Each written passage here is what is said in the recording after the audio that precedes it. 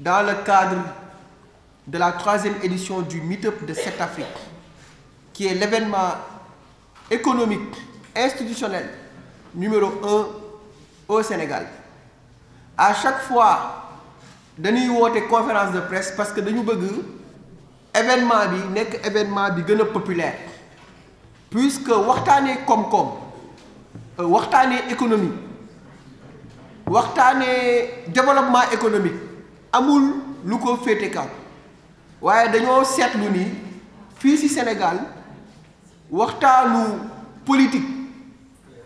politicien, waxtané fait divers,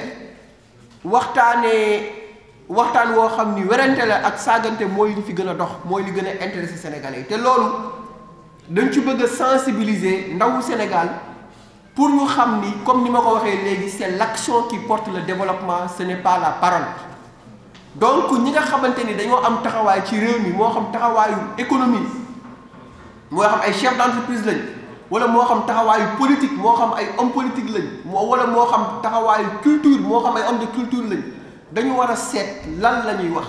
et qu'est-ce qu'il donne comme contribution au débat public, parce qu'il faut le reconnaître, le débat public est devenu très bas dans ce pays-là. Et donc loolu moo waral tey ñu woote conférence de presse ngir waxtaanee Meetup de 7 Afrique bi nga xamante ni chaque année dañ koy def ren mu fas yéene ko def fii ci teeru bi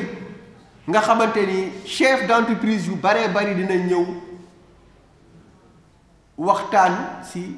xamante diisoo wax ci wàllum koom-koom ren nag ñu jël ay thématiques yu am importance parce que il y a une thématique du moins bu tudd les enjeux de la mobilité au Sénégal, parce que notre pays, le Sénégal, a connu une transformation exceptionnelle dans le secteur des transports. Suñu réew Sénégal dafa def ay jéego yu mag a mag si wàllum infrastructure de transport ndax defe naa boo ngeen xoolee fii si Afrique lu ñuy wax BRT du ngeen ko gis si benn dëkk Afrique fii Afrique noire, waaye tamit lu ñuy wax TER amul fenn ci réew mi. Am na réew yu bari yoo xamante ne amuñu compagnie nationale, ñun am nañ Air Sénégal. Dakar Dem Dikk aussi dafa nekk fii et le train Dakar Bamako ferroviaire sera bientôt mis en disposition. Donc lépp loo xamante ni day daw fi mu nekk nii Sénégal mi ngi koy am léegi enjeu yooyu noonu yan enjeu économique lay régler, parce que embouteillage xam ngeen ni dafay tax suñu réew perte 200 milliards par an si wàllum koom-koom ak économie. Et donc loolu nekk na thématique bu am importance, mais aussi les secteurs prioritaires et les secteurs de souveraineté. Ku nekk xam na ni si wàllum économie dafa am importance lu ñuy wax souveraineté, parce que léegi àdduna bi wóoratul. Gis ngeen ni le président Zelensky ak le président Poutine muy Russie ak Ukraine ñu ngi ci xeex boo xamante ni kenn xamul kañ lay jeex. Gis ngeen ni le monde vient de sortir d'une des crises les plus foudroyantes et les plus sévères mooy Covid-19 mbas mi nga xamante ni ba léegi amuñ ci ay garantie kañ lay jeex. Loolu nag moo waral ñu bëgg a taxaw waxtaan ak askanu Sénégal, waxtaan ak ndawu Sénégal pour que les questions de souveraineté soient un débat et qu'on arrête le débat politique. Question de souveraineté nag bu ñu koy wax li ci ëpp solo boo ko xoolee si PAP 2A nga xamante ni bi Covid bi amee lañ ko andi mu nekk référentiel 2019-2023 am na ñaari pàcc yu ci am solo yoo xam dañ cee war a góorgóorlu. Benn bi mooy alimentation. Sénégal li ñu fiy lekk yépp dañ koy importer. Le Sénégal importe près de 100 milliards de blé, rien que le blé. Près de 500 milliards dañ koy génnee di importer pour di dund, alors que réew mi am nañ fi suuf soo xamante ni mën nañ fee bay di dundee. Beneen bi mooy lépp luy médicament, le secteur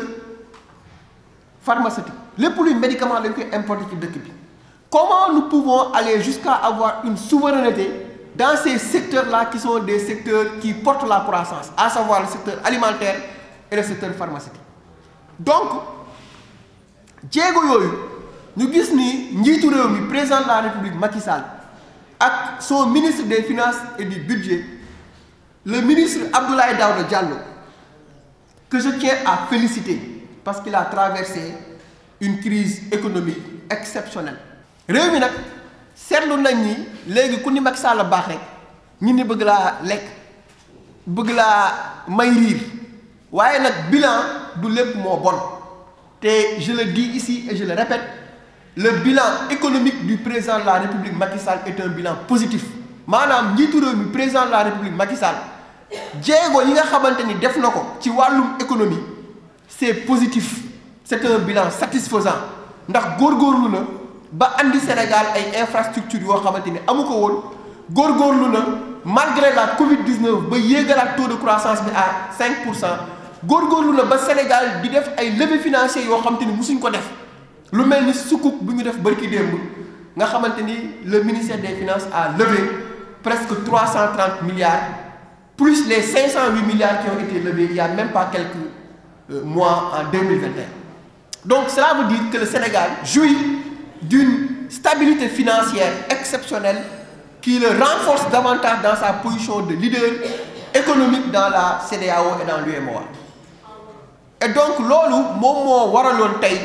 ñu andi conférence de presse bi pour wax leen ci programme Meetup bi ñuy jox rendez-vous toute la presse nationale et internationale, tout le secteur privé national, l'ensemble des démembrements de l'État, le peuple sénégalais. Rendez-vous le vendredi 6 fii ci teeru bi pour ñu entamer li nga xamante ni mooy 3e édition Meetup de 7 Afrique et le gala de 7 Afrique qui sera animé par Youssou Ndour et le Super Étoile et qui sera dédié à l'économie.